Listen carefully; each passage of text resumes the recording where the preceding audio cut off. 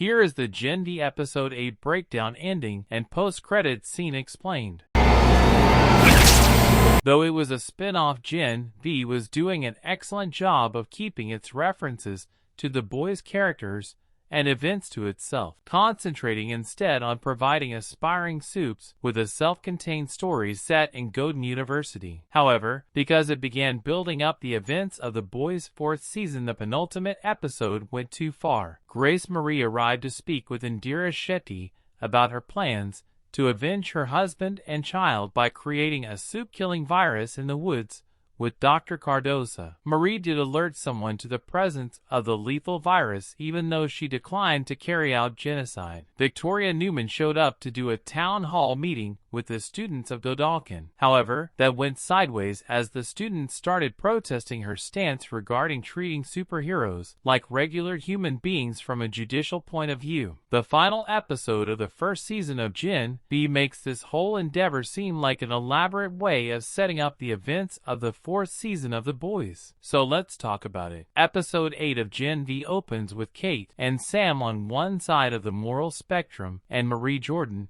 and Emma on the other end of the moral spectrum. Kate and the newly radicalized Sam think that killing humans who want to kill soups is the right thing to do, and their first step is to unleash the prisoners of the woods on the people at Godalkin. Marie Jordan and Emma think that bloodshed won't resolve anything, so they intend to stop Kate, Sam, and everyone who stands beside them before they cause irreparable damage to the students and employees of Godalkin. Andre finds out that Polarity is dying because the side effect of using his power is brain damage. The doctor advises both Andre and Polarity to never use their powers because they'll eventually kill them. Polarity is in no position to use his powers, so in a way he's safe, but Andre has his whole life in front of him, and he won't be able to get through it without his powers. Therefore, Andre's dad tells Andre to take up the mantle of Polarity and do the things he never could for one reason or another. Back at Godalkin, Ashley Barrett shows up to conduct a meeting where they'll decide who should join the Seven. No, she isn't invested in the future of the young soups. She thinks that the appointment will cause a big enough distraction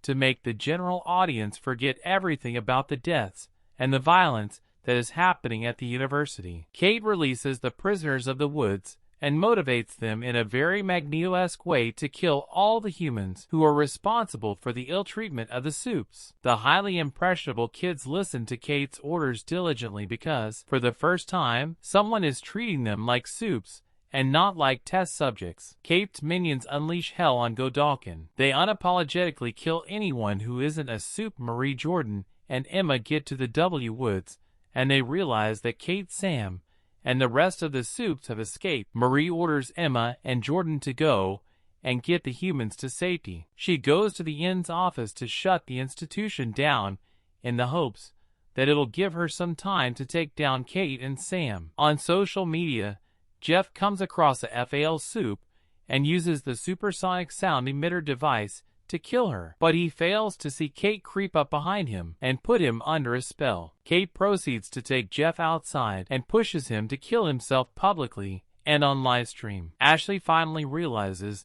that yet another disaster is unfolding right in front of her eyes in Godalkin. She keeps asking for Indira because she doesn't know that Indira is dead. Sam interrupts Adam Bork's audition class and almost kills him. Emma stops him from doing so and tries to reason with him. However, Sam has become too radicalized to listen to anyone, and that includes Emma. He insults Emma by saying that she's selfish, and he resumes his killing spree. Emma, surprisingly enough, shrinks, and that confirms the fact that Emma doesn't have to puke or eat to get small or big. Her powers can be controlled mentally. In this case, Emma was feeling small due to Sam's insults, and that's why she became small. If she starts feeling confident, I'm sure that she'll grow big. Kate calls up Andre and asks him to join her fight. She sees that Sam is struggling to differentiate between reality and fiction, as he keeps talking to an imaginary version of Luke about the morality of killing people. She assumes that this is a result of Sam's emotions, so he makes him forget how to feel, thereby turning Sam into a merciless killing machine. Marie finds the lockdown button and presses it. Initially, it seems like that'll only activate all the large impenetrable gates all over the institution. But as soon as the supersonic sound begins blaring through the speakers strewn all over the ground, Indira Shetter's backup plan feels somewhat impressive. That said, soon after this display of genius, one of the recently released soups uses his supersonic powers to fry the sound devices and makes the lockdown protocol look like a juvenile attempt at protecting oneself from literally overpowered superheroes. How does this set up The Boys Season 4? Ashley devises a scheme.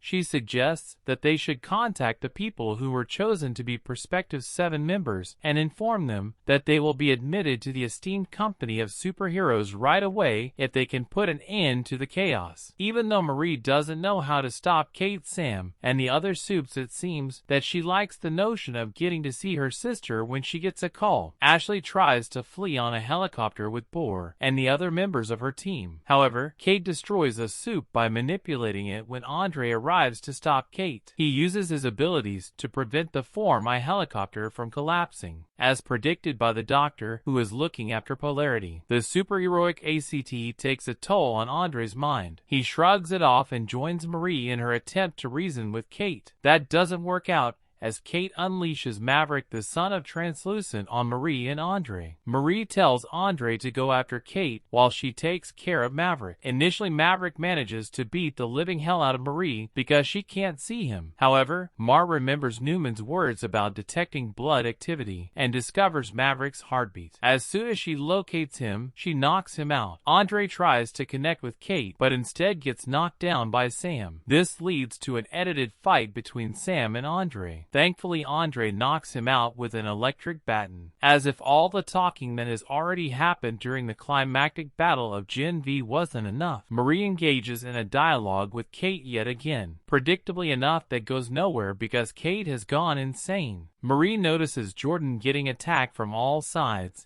and she uses her blood powers to save them, as well as the Vault employees who are trapped inside a helicopter. During Gen V's ending, Marie and Jordan take a pause to appreciate that they work together really well, but Kate shows up out of nowhere and tries to manipulate Jordan. Marie uses her blood powers and blows up Kate's arm. At the same time, Homelander shows up and blames Marie for attacking one of her own. Cameron Coleman, the newsreader, says that Sam and Kate are the real heroes, while Marie, Jordan, Andre, and Emma are the real villains of the Godin massacre. This means one thing, and one thing only: Homelander has become a full-blown racist. He wants to paint the white students as the victims as well as the heroes, while labeling the diverse section of the cast as the villains. This is insidious, and given how Mar, Jordan, Andre, and Emma are in a doorless prison, probably inside Vault, they'll have a hard time proving their innocence. Kate and Sam, on the other hand, will enjoy complete freedom despite their prejudice